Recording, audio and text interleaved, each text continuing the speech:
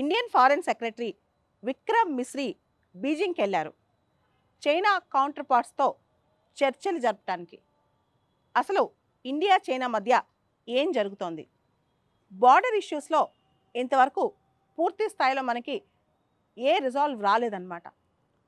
మనం గమనిస్తే కనుక గత అక్టోబర్లో ఏదైతే సదస్సు జరిగిందో బ్రిక్స్ సదస్సు కజన్లో, అక్కడ ఇండియా చైనా మన ప్రైమ్ మినిస్టర్ చైనా తరఫున షీ జిన్పింగ్ కొంత డీఎస్కలేషన్ డిస్ఎంగేజ్మెంట్ కోసం ప్రయత్నం చేశారు.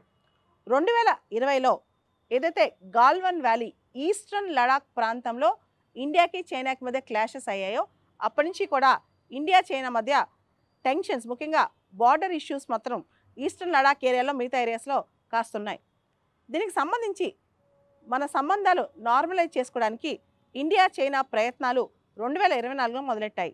ముఖ్యంగా ఈస్టర్న్ లడాక్ దగ్గర డెప్సాంగ్ డెమ్చాక్ ప్రాంతంలో డీఎస్కలేషన్ ఆఫ్ టెన్షన్స్ కోసం, ముఖ్యంగా అక్కడ కార్డియల్ రిలేషన్షిప్ కోసం రెండు దేశాలు ప్రయత్నాలు స్టార్ట్ చేశాయి. ఇదే దిశగా విక్రమ్ మిశ్రీ ఇప్పుడు చైనాకి బయలుదేరి వెళ్ళారు. ఆల్రెడీ చైనా భారత్ నుంచి కొన్ని కోరుకుంటుంది. 2020 తర్వాత మనం పెట్టిన వీసా కబ్స్ వాళ్ళ డిప్లొమాట్స్ మీద, వాళ్ళ జర్నలిస్టుల మీద ఎత్తేయాలని, చైనా యాప్స్ మనం చాలా బ్యాన్ చేసాం, ఆ బ్యాన్ని ఎత్తేయాలని చెప్పి, అదేవిధంగా చైనాకి డైరెక్ట్ ఫ్లైట్ వేయటంలో కానీ వీటన్నిటికీ సంబంధించి చైనా ఇండియా తొందరగా యాక్షన్ తీసుకోవాలని కోరుకుంటుంది. ఈ దిశగా గత అక్టోబర్లోనే 6 పాయింట్ కాన్సెన్సస్ అని కైలాష్ మానస్ సరోవర్ యాత్ర గురించి, నదులా పాస్ గురించి, అదేవిధంగా బార్డర్ ఇష్యూస్ గురించి రకరకాల అంశాలు చర్చించారు. దానికి అనుగుణంగా ఇప్పుడు విక్రమ్ మిశ్రీ గారు చైనాకి వెళ్ళారనమాట డిస్కస్ చేయడానికి. అయితే భారత్ చైనా సంబంధాలు మనం ఒకసారి గమనిస్తే కనుక ఇండియా నాన్ కమ్యూనిస్ట్ దేశాల్లో ముఖ్యమైన దేశం. చైనాని కమ్యూనిస్ట్ చైనా ఏర్పడినప్పుడు చైనాని మనం రికగ్నైజ్ చేసాం అనమాట. ఆ తర్వాత పాకిస్తాన్ సహాయంతో మన దగ్గర నుంచి మన జమ్మూ కాశ్మీర్ ఏరియాలోని ఆక్సాయ్ చిన్ ప్రాంతాన్ని చైనా ఆక్యుపై చేసింది.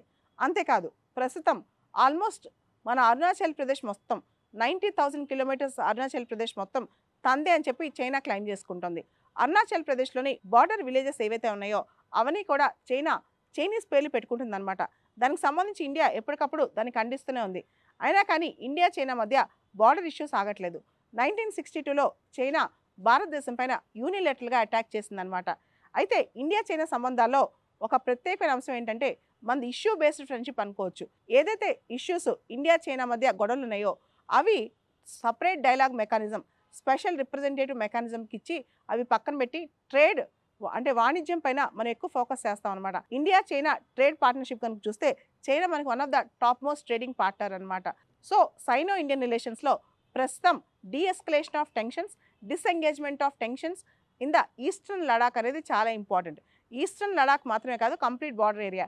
అయితే చైనా కొన్ని అంశాలు, ముఖ్యంగా దలైలామా అంశంలో కానీ, అరుణాచల్ ప్రదేశ్ అంశంలో కానీ, ఇలా రకరకాల అంశాల్లో ఇండియాని క్వశ్చన్ చేస్తూనే ఉంది, ఇండియాకి అడ్డం పెడుతూనే ఉంది. ముఖ్యంగా ఎంటైర్ అరుణాచల్ ప్రదేశ్ మొత్తం తందే అని చెప్పి చైనా అంటుంది. ఈ మధ్య కాలంలో బ్రహ్మపుత్ర నదిపైన ప్రపంచంలోనే అతిపెద్ద డ్యామ్ చైనా కట్టబోతుంది. దీనికి సంబంధించి కూడా ఇండియాకి ఎటువంటి ఇన్ఫర్మేషన్ లేదనమాట. సో ఇవన్నీ తగ్గాలంటే, పరిస్థితులు నార్మలైజ్ అవ్వాలంటే, భారత్ చైనా సంబంధాలు నార్మల్గా వెళ్ళాలంటే మాత్రం మనం ఇమీడియట్గా చైనాతో చర్చలు అవసరం. ఇదే దిశగా మన ఫారెన్ సెక్రటరీ విక్రమ్ మిశ్రీ ఇప్పుడు చైనాకి బయలుదేరి వెళ్ళారు. ఇప్పుడు ఆయన బీజింగ్లో ఉన్నారనమాట.